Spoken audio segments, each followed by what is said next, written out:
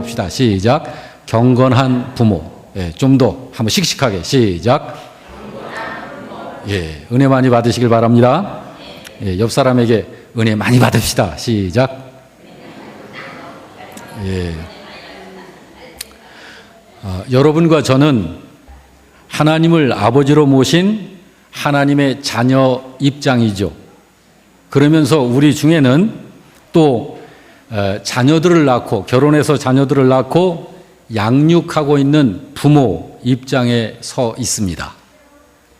그래서 하나님을 대해서는 자녀 입장에서 오늘 말씀을 받고 자녀 입장에서 받고 또 양육하고 있는 우리들의 자녀들을 대해서는 부모 입장에서도 또 말씀을 받았으면 참 좋겠습니다.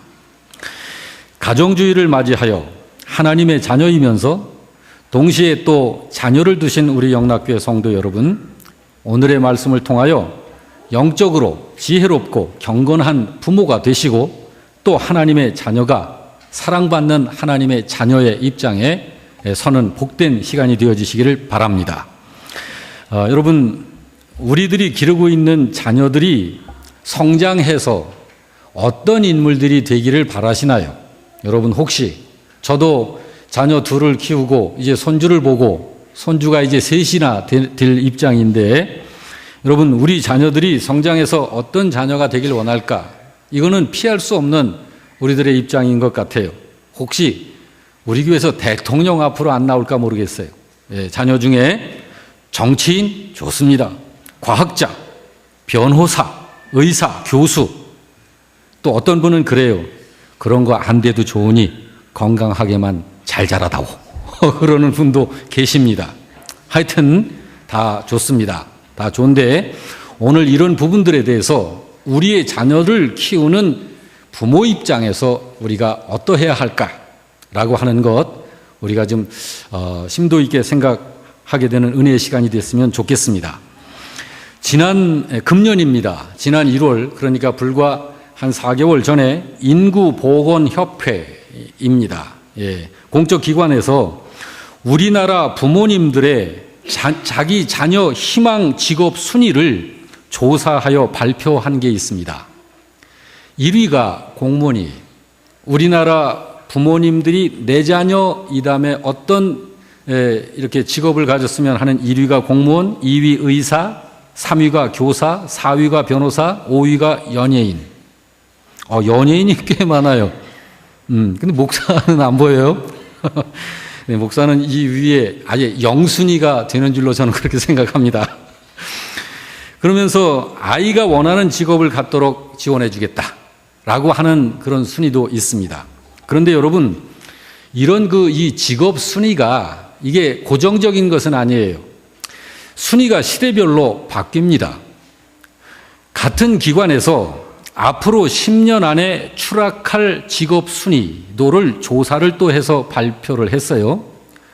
직업 추락, 그러니까 없어질 직업이거나 축소되어질 그런 직업 순위를 아래와 같이 발표했습니다. 콜센터 상담 직원, 그리고 교수, 그 다음에 세 번째가 택시기사, 네 번째가 세무회계사, 그 다음이 단순 조립, 그 다음에 의사, 약사, 그리고 변호사 순서가 앞으로 10년 후에를 보고 추락할 직업 순위다라고 본 거예요. 여기 콜센터 상담원은 어느 곳에서든지 어느 기관에서든지 도우미 역할을 하는 그런 직업을 말합니다. 은행을 얘기하자면 은행 업무를 보는 직원, 또 돌보미 또는 경비 이제 이런 것을 말하고, 교수는 교육 분야에 종사하는 모든 분들을 말해요. 이제 초등학교나 이렇게 선생님이라고 그러고 또 대학은 교수라고 그러는데 선생, 교수, 학원 강사 다 포함됩니다. 그리고 택시 기사, 세무 회계사, 단순 조립, 의사, 약사, 변호사 다 우리가 쉽게 이해가 되고요. 그 이유는 이런 직업들이 앞으로 추락하게 될 것이다라고 하는 이유는 지금 현재 굉장한 속도로 이렇게 발달하고 발전하고 있는 그런 인공지능 개발, 그리고 로봇, 이런 것들의 의해서 일자리가 대체된다는 거예요. 그것이 원인이 돼서 이런 직업들은 시간이 갈수록 추락한다라는 거예요. 그래서 그리고 지금 현재 20세를 기준으로 해서 20세 직업 부분에 가장 고민을 많이 하고 있는 청년들에게 앞으로 어떤 직업을 선택하겠느냐라고 조사해서 발표를 한 것이 있는데 그 1위가 소프트웨어 개발자였습니다. 2위가 창업, 사업가였고 3위가 데이터 분석가, 4위가 뇌과학자, 5위가 정보통신 기술자, 그리고 6위가 교수, 7위가 작가였습니다. 여러분 지금 20대 청년들의 직업, 희망 직업 순위가 이렇거든요. 그러면 우리 부모 입장하고 굉장히 차이가 있구나라는 것이 느껴지죠. 그러니까 우리 부모들이 너무 이 직업 부분에 있어서 우리보다 정보가 20대 청년들이 더 빠르고 더 정보 폭이 넓습니다. 그러니까 우리가 그만큼 따라가기가 힘들어요. 굉장히 차이가 많이 나는 거예요. 자, 이것을 우리가 좀 참고하시길 바라고, 그리고 10년 후 직업에 가장 영향을 줄 기술이 있다. 이거를 또 조사해서 발표했어요. 역시 인구보건협회에서 발표한 것입니다. 그 첫 번째가 인공지능 기술입니다. 그 다음에 빅데이터, 온라인 교육, 사물 인터넷, 로봇 인터넷, 모바일 이런 순위입니다.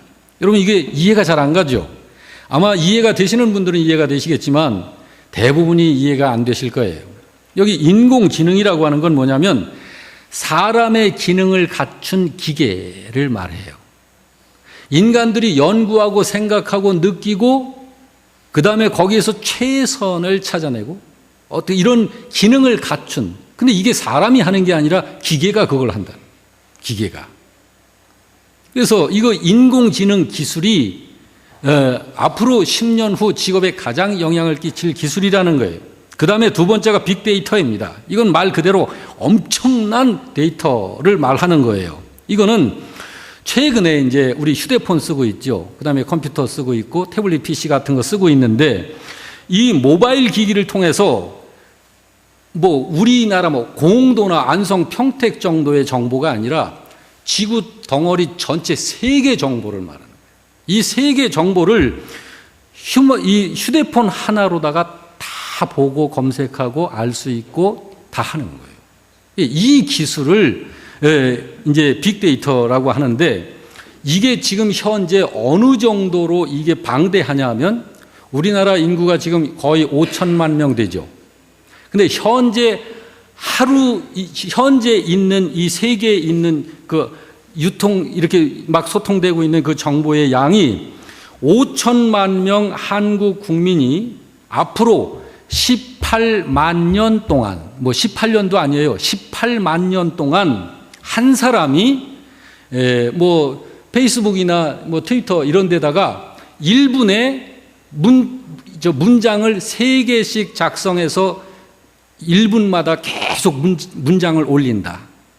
18만 년 동안 5천만 명 우리 전 국민이 18만 년 동안 분당 3문장씩을 만들어 가지고 계속 올리는 그만큼의 방대한 엄청난 양이 지금 지구의 정보의 순간순간을 돌아다니고 있는 거예요.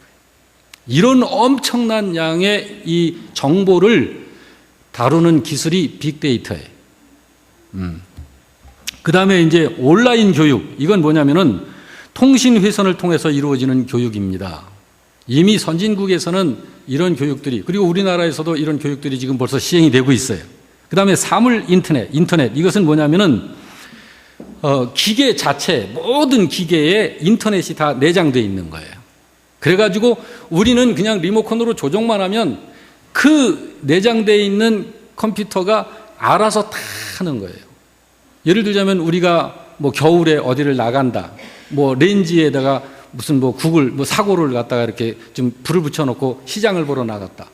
그런데 이거 불을 꺼야 되는데 거리가 뭐 가지고 못 끈다. 그러면 우리가 이거를 휴대폰이나 이런 것을 인터넷을 통해서 그냥 딱 조절을 하면 부산에서도 우리 집 안방에, 주방에 있는 주방 렌지를 다 조정을 하는 거예요. 이런 것들이 바로 사물 인터넷이에요. 요즘에 여러분 그 전기밥솥 있죠? 자동으로 꾹 누르면은 자동으로 맛있는 밥 만들겠습니다. 여자 목소리가 막 나오잖아요. 이런 것이 그 사물 인터넷에 해당되는 거예요. 그 다음에 로봇. 여러분 요즘에는 전부 이 사람이 하지 않고 기계가 전부 하잖아요. 척척 돌아서 찍찍 막 그러잖아요. 여기 TV에 보면은 그 엄청난 그 공장들에 보면은 그 사람은 별로 없고 기계가 전부 하잖아요. 이런 것들이 로봇이에요. 앞으로는 어느 분야든지 다 이런 것들로 대체가 됩니다. 그 다음에 인터넷. 이것은 전 세계 컴퓨터가 다 연결이 되는 거예요. 그래가지고 정보를 서로 교환할 수가 있는 거예요. 요즘에는 외국 며느리가 한국에 들어와도요, 한국 음식을 거의 한국 사람이 한 거 비슷하게 만들어냅니다. 그 왜 그러냐면 휴대폰으로다가 검색을 하는 거예요. 그래서 뭐라 그럴까? 나무를 묻힌다. 숙주나무를 묻힌다 그러면은 숙주나무를 묻히는 법. 그렇게 검색을 하면 기름 몇 방울, 참기름 몇 스푼, 요건 또 몇 분 동안 데치고 이런 게 다 나와. 이런 것들이 바로 인터넷을 통해서. 그 다음에 모바일. 이거는 이제 휴대하여 가지고 다닐 수 있는 전화. 어디를 다니든지 그걸 말하는 거예요. 자, 여러분. 자, 이런 우리의 미래, 이게 미래가 아니라 우리의 현실이에요. 이런 우리의 현실과 우리가 가늠할 수 없는 미래. 제가 지난주에 보니까 어려서부터 제가 이렇게 생각을 했었던 것이 현실화된 게 있더라고요. 늘 제가 이제 생각을 한 게 자동차이면서 하늘을 나르는 자동차는 못 만들까? 그 생각을 했거든요. 근데 요새 미국에서 자동차이면서 하늘을 나는 자동차가 만들어졌어요. 여러분, 이거 우리가 예측 불가능한. 자, 그래서 우리 자신과 우리 자녀들에게 우리가 어떻게 이 아이들을 이끌어주고 키워내고 지도하고 멘토가 되어줄까? 이거 굉장한 숙제입니다.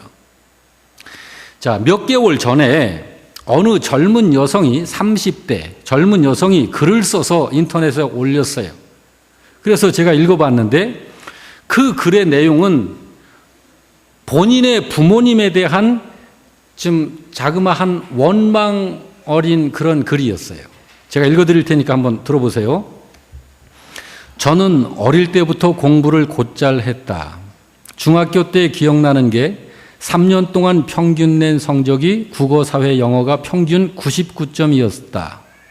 부모님 아무도 신경 안 썼지만 외국어 고등학교에 지원해서 제일 좋은 과에 붙었다. 그런데 저희 부모님은 아빠는 전문대, 엄마는 고졸이시다. 그래서인지 저에 대한 기대가 그리 크지 않으신 것 같고 또 정보가 약해 저의 진로에 좋은 멘토가 되지 못하셨다. 고3 때 집안 사정이 좀 있어서 특차로 이화여자대학교 제일 좋은 과를 갔는데 나중에 알고 보니 엄마 아빠의 설득에 넘어간 거였다. 저는 원래 고려대학교를 가고 싶었는데 엄마 아빠는 여자가 무슨 고대냐며 만류하셨었다. 나중에 보니 저와 비슷한 수능 점수 나온 친구들 모두 본고사 보고 고대, 연대 많이들 들어갔었더라는 것을 알았다. 고3 때 진로에 대해 고민을 하는데 아빠가 학원 선생이라 하라는 거였다. 돈 잘 번다고. 그때는 멋진 직업도 꿈꾸고 그럴 때인데 왠지 아빠가 나에 대해 너무 기대를 안 한다는 생각이 했었다. 지금은 40이 다 되었으니 지나온 날에 대해 부모님에게 책임을 돌리고 싶지는 않지만 전 정말 별것 아닌 그냥 아줌마가 되어 있다. 중고등학교 친구들 중 교수를 하는 친구들도 있는데 생각해보면 둘 다 부모님이 교수나 선생님이셨다. 공부는 그렇게 못하진 않았지만 저보다는 대학이나 성적이 좋진 않았는데 당당히 교수로 활동하고 있는 걸 보니 기분이 많이 다운된다. 아마도 그 친구들은 자기 부모님을 보며 나도 할 수 있다는 생각을 했을 테고 자신감을 가질 수 있었을 거고 또 걔네 부모님들도 적극 진로를 탐색해 주셨을 거라는 생각이 든다. 자, 이런 글이었습니다. 이제 40을 바라보는 30대 자녀가 자기가 한 생애를 살면서 그동안 30년 넘도록 부모의 양육을 받아왔었던 부모를 생각하면서 이런 글을 남긴 거예요. 자, 여러분은 어떠신가요? 여러분은 여러분 자신이 어떤 사람이 되기를 목적하며 또 여러분의 자녀에게 어떤 부모가 되고 싶으신가요? 자, 조금 전에 이 정보에 대한 직업에 대한 정보의 소식을 듣고 또 이 글을 이렇게 들어보면서 자신감이 떨어지죠. 겁도 나고요.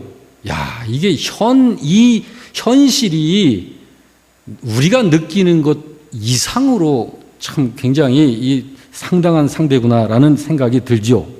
그래서 자신감이 떨어지는 것도 사실입니다만은 그래도 여러분과 저에게는 희망이 있다는 사실에 감사합니다. 왜 희망이 있느냐 하면 이 젊은 부인의 글을 우리가 들어보면서 혹시 여러분 어떤 생각이 드셨나요? 아, 이 젊은 부인은 진정 알지 못하는 사실이 있구나. 그가 알지 못하는 걸 우리는 굉장히 소중한 걸 알고 있다는 거예요. 이 젊은 부인의 머릿속을 채우고 있는 것이 세상과 세상에 속해 있는 것들로 가득 차 있구나라고 하는 생각이 드시죠?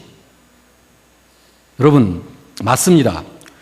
성경에서 말씀하는 부모의 역할과 부모의 의무는 그런 것에 있지 않아요.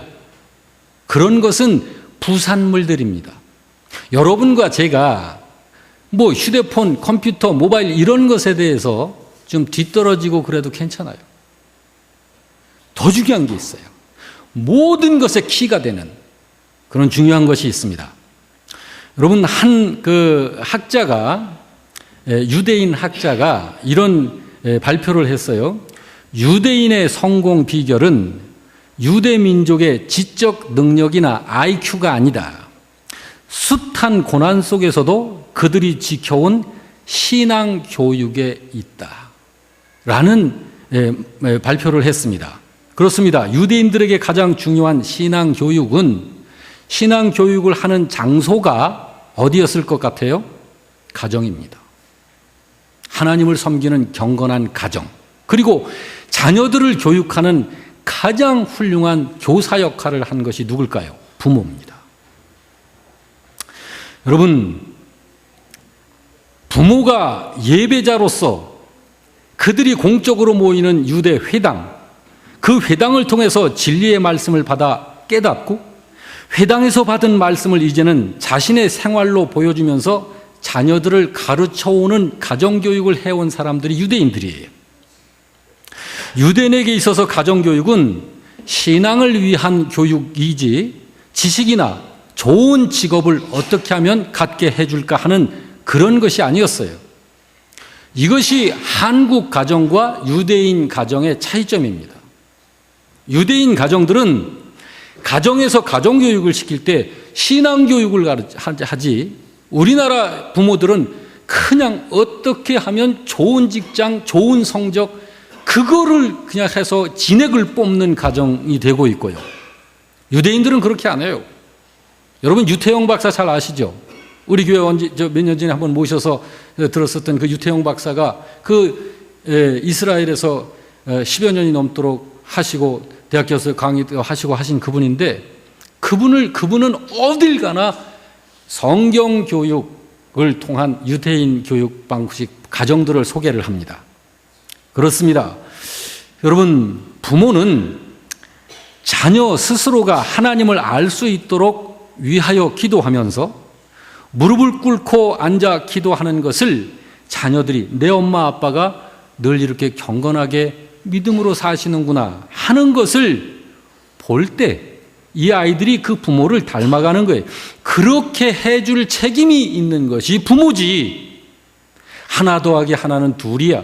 이걸 셋으로 쓰면 너는 아주 혼날 거야 하는 이런 것을 교육하는 게 부모의 역할이라기보다는 정말 믿음 교육을 해줘야 하는 거예요. 그 책임이 부모에게 있다는 것을 말하는 곳이 성경입니다. 성경이 그걸 말하고 있는 거예요. 자녀는 부모가 성경을 읽고 연구하는 거, 무릎을 꿇고 앉아 기도하는 거, 이런 것들을 보면서 무의식 중에 믿음을 배우게 됩니다. 그럴 뿐만 아니라 글을 배우기 전에 성경 이야기를 미리 들려줘. 애가 글을 혼자서 못 읽으니까 그냥 옆에서 성경 이야기를 해줘. 읽어서 들려주기도 하고 그거를 알고 있는 대로 이야기로도 해주고, 그러면서 하나님이 그의 가슴 속에 살아계신 하나님으로 인식이 되어지고 그가 하나님을 알아가도록 그 작업을 해줘요. 그게 부모의 가장 큰 임무이고 양육입니다.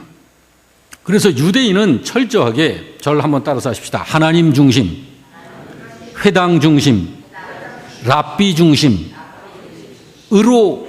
자녀들을 키우고 당신들이 그 중심으로 살았어요.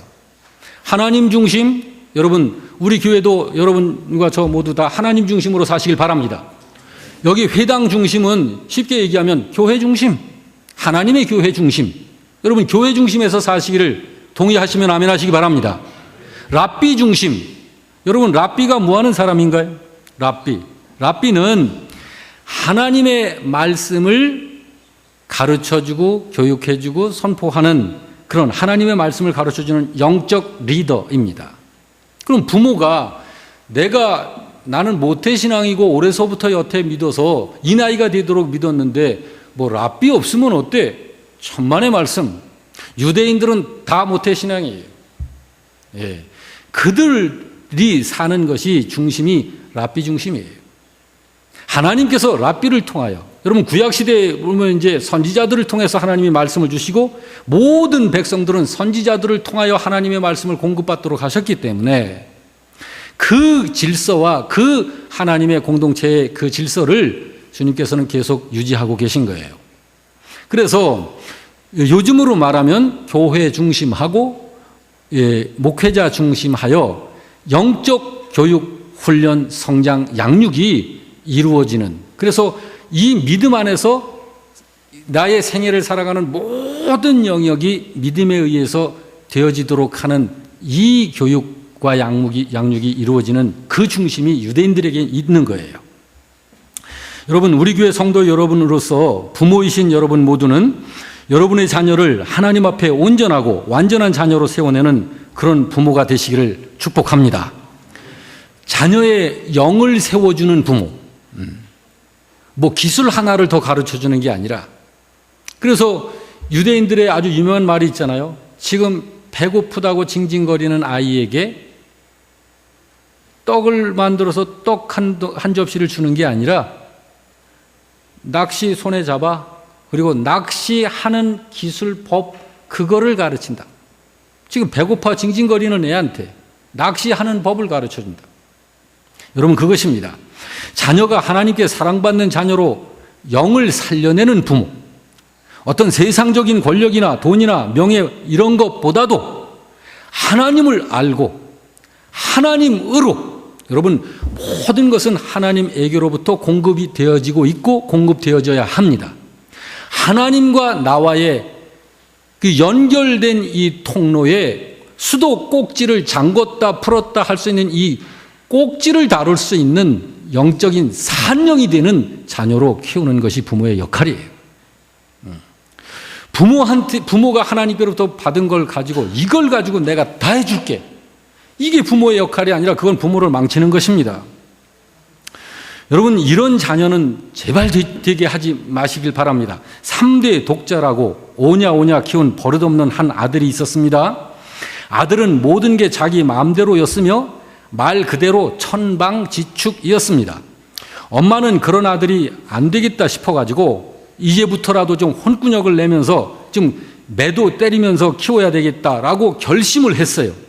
잠시 후 아들이 방에서 탁 나오더니 아무 소리도 안 하고 현관문을 열고 나가길래 엄마가 뒤에다 대고 다그쳤습니다. 너 어디 가? 나 가고 싶은데. 왜? 그럼 언제 들어오는데? 오고 싶을 때. 왜? 잠깐 머물거리던 엄마가 말합니다. 좋아. 그렇지만 단 1분만이라도 늦으면 혼날 줄 알아? 갔다 와. 하고 보냈어요. 여러분, 오고 싶을 때 올 거야. 왜? 그 아들한테 1분만 늦는 게 무슨 소용이 있어요? 여러분, 이 하나님 없는 영을 살려내지 못하는 부모의 모습을 좀 극적으로 표현을 했지만, 여러분, 자녀의 모습은 부모의 모습이 그대로 반영되는 겁니다.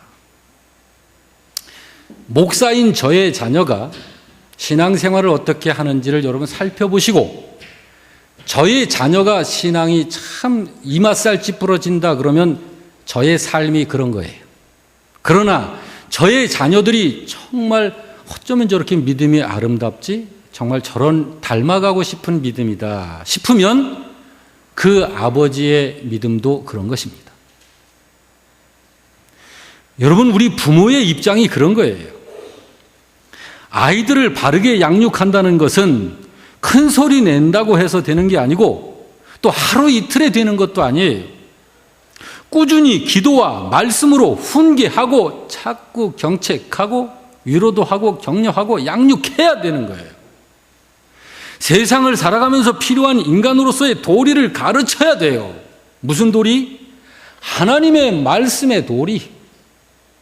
인간으로서의 도리. 그러므로 우리들에게 있어서는 기준이 있어야 돼요. 내 자녀를 키워내는 기준이 부모가 자기가 설정하고 있는 기준이 돼서는 안 돼. 네 아빠처럼 될래 이 다음에? 엄마가 말하는 그게. 또 니들 공부 안 하면 아빠처럼 고생하면서 살아. 그럼 아빠가 기준이 되면 안 되죠. 하나님의 진리의 말씀인 성경이 기준이 돼서, 그래서 이 하나님께서 디자인하신 우리 인생이 어떤 모습인지 하나님으로 인해서 그 하나님의 계획과 뜻이 실현이 되어지는 그런 인물이 되어지기를 우리가 양육해야 합니다. 어느 사형수가 죽기 전에 어머니를 꼭 한 번만 보고 죽게 해달라고 소원을 했어요. 어머니가 왔습니다. 창살을 사이에 두고 아들, 어머니가 마주 앉았습니다. 아들이 창살 가까이에 얼굴을 탁 대고, 엄마, 가까이서 엄마를 보고 싶어. 엄마가, 이 아들이 엄마 피부를 그리워서 엄마 이 입을 맞추려고 하는 줄 알고 엄마가 창살에다가 얼굴을 갖다 대니까 아들이 입을 벌려서 엄마 코를 물어뜯어버렸어요. 엄마 얼굴에서 피가 낭자를 하는데, 그때 아들이 하는 얘기가 뭔지 압니까? 왜 내가 어려서 남의 것을 훔쳐오고 나쁜 짓을 할 때 못하게 말리질 않았어? 내가 오늘날 이렇게 큰 죄를 범하고 사형을 당하게 된 것이 엄마 때문이야. 그 아들의 마지막 한마디가. 부모이신 여러분, 자녀를 바르게 키운다는 것은 무엇보다도 중요합니다. 우리 부모들이 자식을 바르게 양육했으면 우리나라의 6만여 개 교회들이 더 아름다웠을 것입니다. 그리고 우리나라의 현금, 이 우리나라의 모양새도 좀 더 살기 좋은 사회가 되지 않았을까요? 특히 우리 기독교인 부모들이 책임지고 꼭 가르쳐야 될 것이 있습니다. 그건 우리 자녀들에게 하나님을 알게 하는 거예요. 하나님을 알게 하는 거. 여러분, 하나님을 알게 하는 것이 이 성경 지식을 여기다 집어넣어주는 게 아니라 이 성경의 이 지식을 살아서 움직이는 말씀으로 가슴 속에 넣어줘야 돼요. 여러분, 우리 자녀들을 비록 맛있는 거 못 먹이고 좋은 옷 못 입혀줘도 인류 대학은 못 보내준다 할지라도 우리 자녀들이 하나님을 알도록 가르쳐서 그 자식들에 의해서 이 나라의 미래의 교회가 든든하게 세워져 가고 이 나라가 전 세계에 생명의 영향력을 끼치는 그런 국가가 되어야 되지 않겠습니까? 서울의 한 병원에서 의사들이 하는 일이 그런 일이니까요.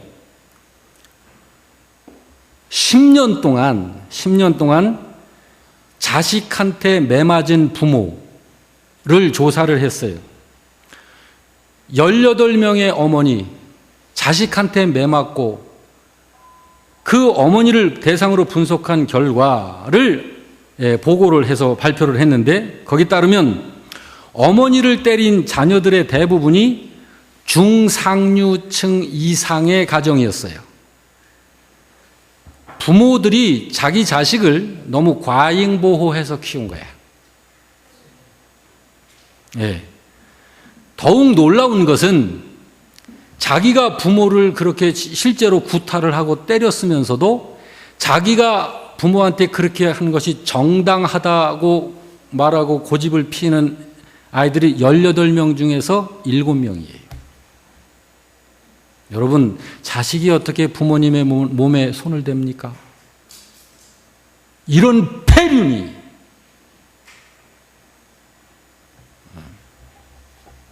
우리는 우리의 자녀가 경쟁사회에서 뒤치지 않게 하기 위해서 온갖 방법을 동원합니다. 그래서 애들 위주로 식사도 하고, 아버지 얼굴도 못 봐.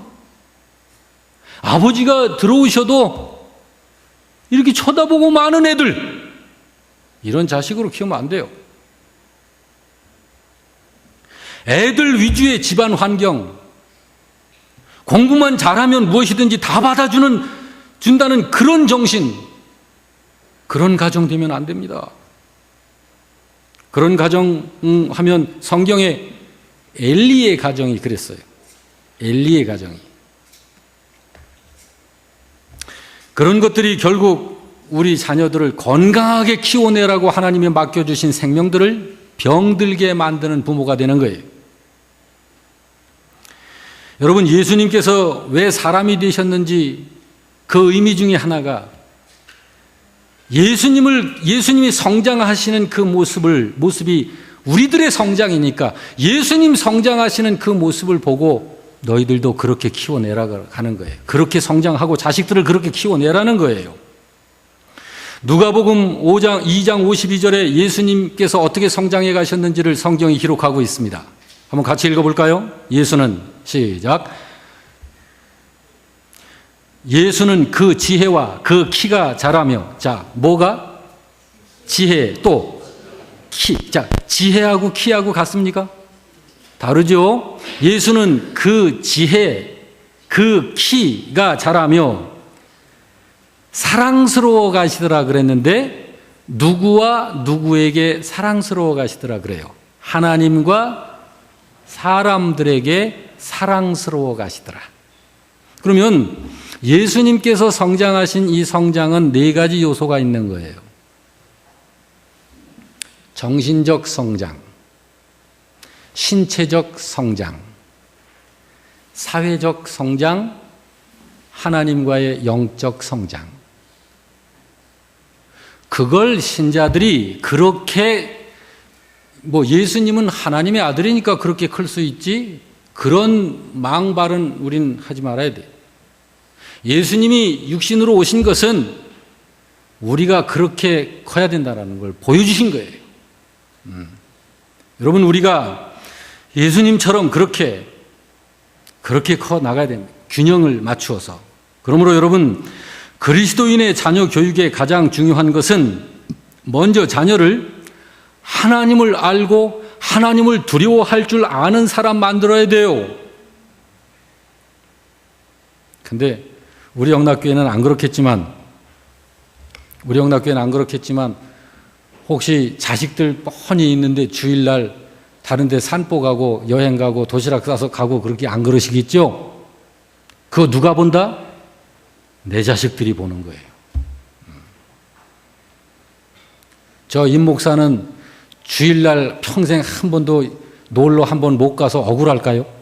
저는 그게 영광이에요. 기쁨이에요. 하나님 앞에 저 그렇게 세상 사는 동안 그렇게 주일 그렇게 지냈어요. 근데 그게 나에게 그렇게 영으로 기쁨이 되고 하나님께 영광이 되고 우리 아이들 참 잘 반듯하게 자라는 것 같고,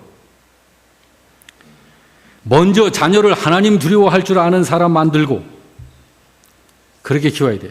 그냥 경쟁에서 이기도록 하기 위해서 기계적으로 교육하는 그런 거 말고, 칭찬도 하고 질책도 하고 훈계도 하고 교훈을 하기도 하고 그런 걸 통해서 하나님의 사람으로 만드는 일이 세상 전부를 다 물려주는 것보다 중요하다 이 말이에요. 아멘. 아멘. 여기서 노멘 하실 분은, 우리 교회는 그렇게 설교 안 하니까 노멘 하실 분은 여기 앉아 계실 이유 없어요. 골로새서 1장 26절 이하를 보겠습니다. 자, 다 같이 이 비밀은, 시작. 이 비밀은 만세와 만대로부터 감추어졌던 것인데 이제는 그의 성도들에게 나타났다. 뭐가 비밀일까요? 하나님의 이 비밀은 너희 안에 계신 그리스도가 비밀이다. 여러분, 그 비밀을 여러분과 저는 가지고 있어요. 그 비밀을, 여러분, 이 비밀은 만세와 만대로부터 감추어져 있던 거야. 그런데 그 비밀이 하나님의 성도들에게는 하나님께서 나타내셨어. 그러니까 여러분과 저에게는 비밀이 아니야. 그 비밀의 내용이 뭐라고 그래요? 여러분과 저에게 우리 속에 계신 그리스도께서 그 비밀이다. 여러분, 그리스도로 모든 것을 다 할 수 있습니다. 그리스도 바깥에서는 아무것도 된 것 같지만 되지 않습니다. 다 무너집니다. 28절 29절도 봅니다. 다 같이 우리가, 시작. 우리가 그를 전파하여 각 사람을 권하고 모든 지혜로 각 사람을 가르침은 각 사람을 그리스도 안에서 온전한 자로 세우려 하기 때문이다. 여러분, 제가 시골에서 살 때 좀 이렇게 정신이 이상이 있는 청년이 동네에 이렇게 살았는데, 동네 사람들이 그 사람을 뭐라고, 한나같이 뭐라고 얘기냐면, 좀 모자라는 사람이야. 모자라는 사람이야. 그래요. 모자라는 사람. 이 세상 사람들을요, 다 모자라는 사람이에요. 그런데 그리스도를 모시고 그분께 순종하면 온전해지는 거예요. 우리들의 자녀를, 여러분, 우리들끼리 그래 당신 자녀 온전해, 우리 자녀 온전해, 그게 아니라 하나님께서 온전한 자녀다 라고 인정해 주실 자녀로 키워야 되지 않겠어요?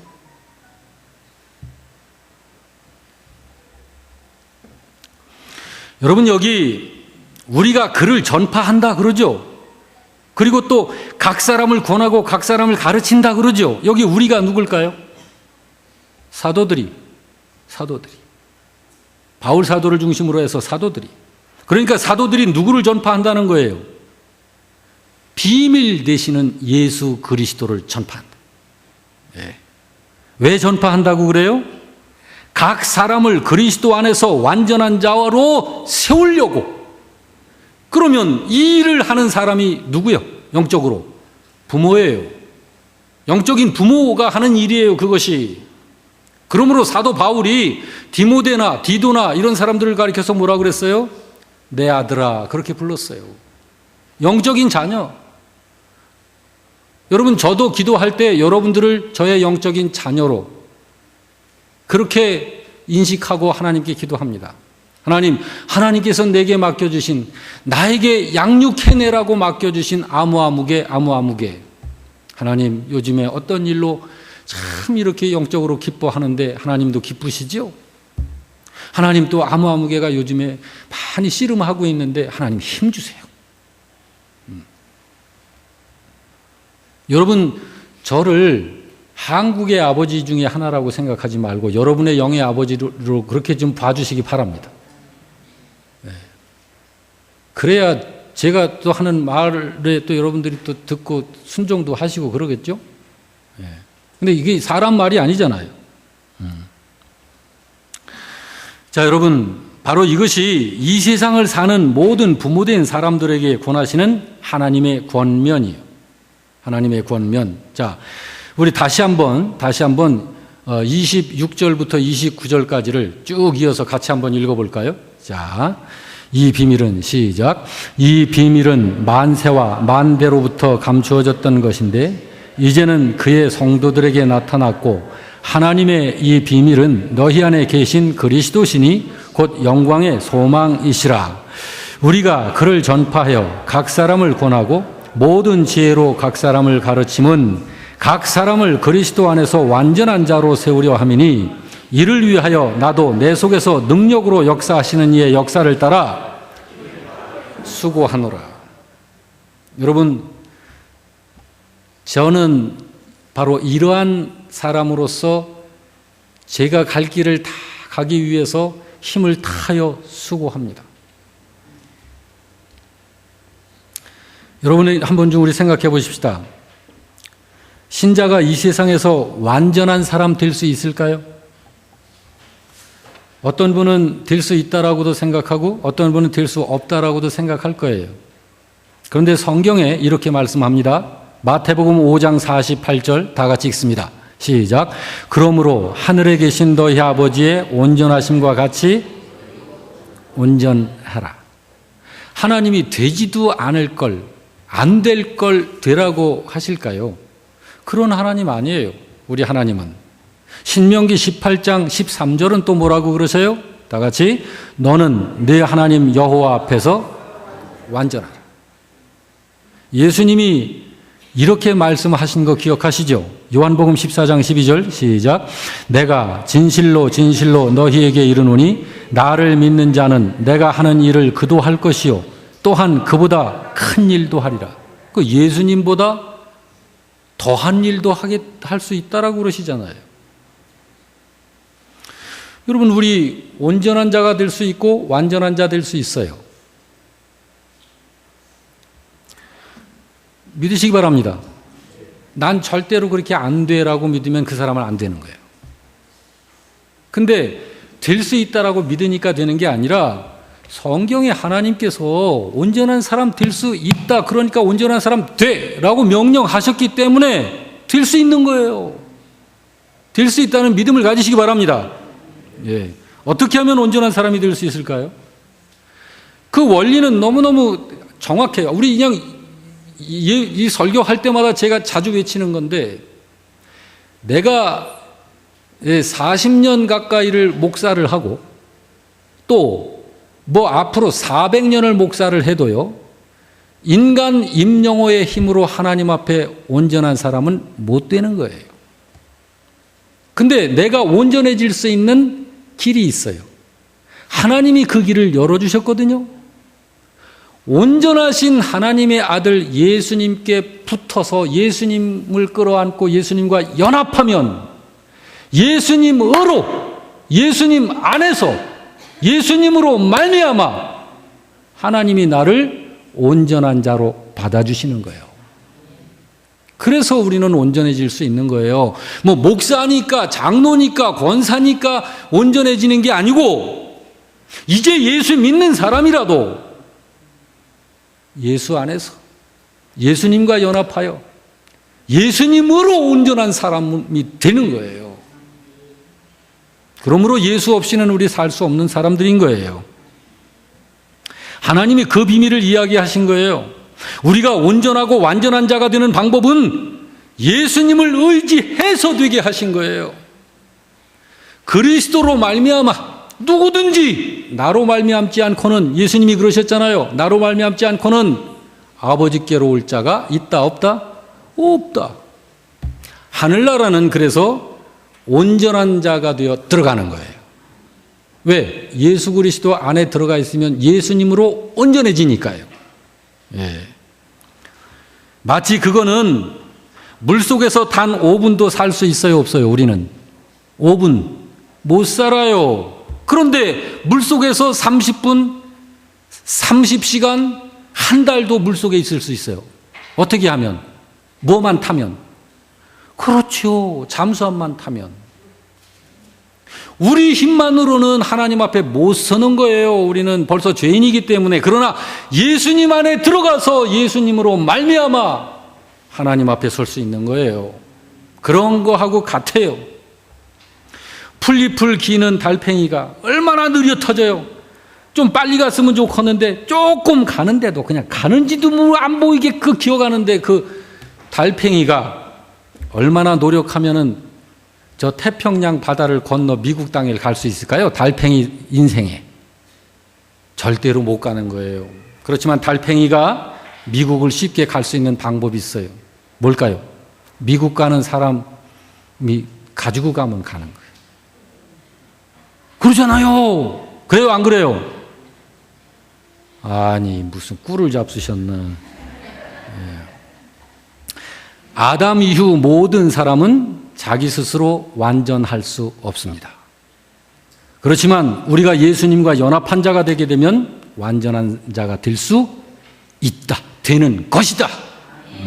그러므로 우리를 온전하게 해줄 수 있도록 하신 거예요. 하나님이 그렇게. 한번 따라서 합시다. 나도 온전한 사람 될 수 있다. 나는 온전한 사람 돼야 한다. 예, 여기 사도들이 그리스도를 전파하여 각 사람을 권하고 모든 지혜로 각 사람을 가르친다고 했는데 그렇게 한 이유는 각각의 사람들을 완전한 자가 되게 하려고 그렇게 했다는 거예요. 예, 그래서 우리 교회도 이렇게 설교할 때마다 여러분 설교는 윤리 설교 있어요. 도덕 설교 있습니다. 코믹한 설교 있습니다. 복음 설교가 있습니다. 여러분 어떤 설교를 듣기를 원하시나요? 성경에 주님께서 우리에게 사명을 주시고 외치라 하신 것이 복음입니다. 그러므로 복음 설교를 해야 해요. 그런데 실제로 많은 사람들이 복음 설교하면은요 재미없다고 슬슬슬슬 가요. 그냥 재미있는 설교를 좋아해요. 거기에 윤리 도덕을 좀 이렇게 가미해서 하면 하루가 한바탕 웃고 은혜 받았다 그래요. 그게 무슨 은혜 받은 거예요? 그거 아니죠? 예. 여러분 부디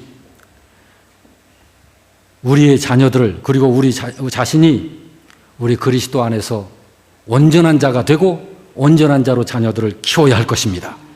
그러므로 우리의 자녀가 무엇보다도 하나님의 말씀을 잘 듣고 배우고 그래서 그가 말씀 속에서 하나님을 알게 되고 믿음을 갖게 되고 예수님을 닮아가도록 하는 이런 신자로 키우면 이제 하나하나 깨달아 알게 돼요. 왜 공부를 해야 하는지 알게 돼요. 여러분 저는 아들, 딸을 키웠는데 둘 다 30대 중반이 됐는데요. 그러잖아요. 아시잖아요. 얘들을요 봉투에다가 이렇게 만들어가지고 야, 너 제발 좀 학원 좀 가서 공부 좀 하고 와. 그렇게 하고 학원비 봉투에다 넣어준 적이 없어요. 얘들한테 제가 해준 거는 피부로 느끼는 믿음밖에 없어요. 아들, 딸 구별하지 말고 둘만 낳으라. 난 한 대여섯 명 낳고 싶어. 이제 보니까 내가 아주 그때 젊어서 속았어요, 사회에. 그래서 그냥 둘밖에 없는데 아침에 애들 눈 비비고 이렇게 막 안 일어나려고 그러잖아요. 그냥 폭 안아줘요. 안아주고 하나님의 아들, 너는 하나님의 아들이야. 아빠가 너 사랑해. 너는 하나님의 딸이야. 아빠가 너 사랑해. 아침 저녁으로 그것밖에 안 했어요. 그렇게 하고 주일이면 아빠가 목사니까 설교 듣고 예배 드리고 교회에서 뭐 그렇게 큰 거예요. 그러니까 뭐 여기서도 공부하고 저기서도 공부하고 뭐 하고서 그냥 좀 그렇게 된 거예요. 뭐 제가 뭘 대단하게 무릎 꿇어 그냥 주님 앞에 빌어가지고 제발 좀 나 좀 봐주세요. 그런 거 아니고요. 물론 주님을 의지해서 했습니다만. 여러분 어떤 부모가 최고의 부모일까요? 최근에 여러분들도 알고 계시지만 장모호라고 하는 여자분은 고등학교 다닐 때 한 달 용돈이 2천만 원이었답니다. 부러우세요? 저는 그 소식 들었을 때 진짜 완전히 썩었다. 고등학교 때 한 달 용돈이 2천만 원. 최순득 씨가 자기 딸한테. 여러분, 정유라를 키운 그 부부는 어떤가요? 그렇게 키우고 싶으세요?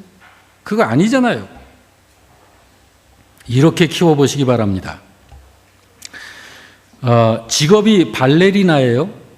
우리 정 집사님 장남이 발레리노인데요. 17살 여자예요. 그런데 발레리나인데 교통사고를 당해가지고 발목 절단을 했어요. 자, 그러면 그의 인생 끝났죠. 그때 발목을 절단한 후에 이 발레리나가 절망을 한 거예요. 나는 이제 발레리나로서 끝이 났다. 이제 내 인생은 껍데기뿐이다. 없다. 하고 완전히 상실되어 있을 때 그 곁에 정말 믿음의 부모가 계셨어요. 그 의족을 만들어 온 의족을 보면서 눈물 짓는 딸에게 이렇게 자상하게 이야기해 주신 거예요. 얘야, 네가 잃은 것은 오른쪽 발목 하나뿐이야. 의족으로 사람들에게 멋진 춤을 보여줄 수 있잖아. 그 말을 듣고 이 발레리나가 다시 의족을 낀 채 발레 연습을 시작한 거예요. 그래가지고 그로부터 4년 후에, 그러니까 미국 링컨 센터에서 그녀의 이 발레 공연이 열렸을 때 공연장이 가득 찼어요. 그리고 이 의족을 끼고 발레를 했던 그 여자 이 발레리나가 이제 공연이 딱 마쳤을 때 전부 일어나가지고 기립박수. 그리고 당신은 인간 승리입니다. 당신은 많은 사람들에게 용기를 줬고 희망을 줬습니다. 하면서 극찬을 했거든요. 그녀의 이름이 바스토스입니다. 발레리나.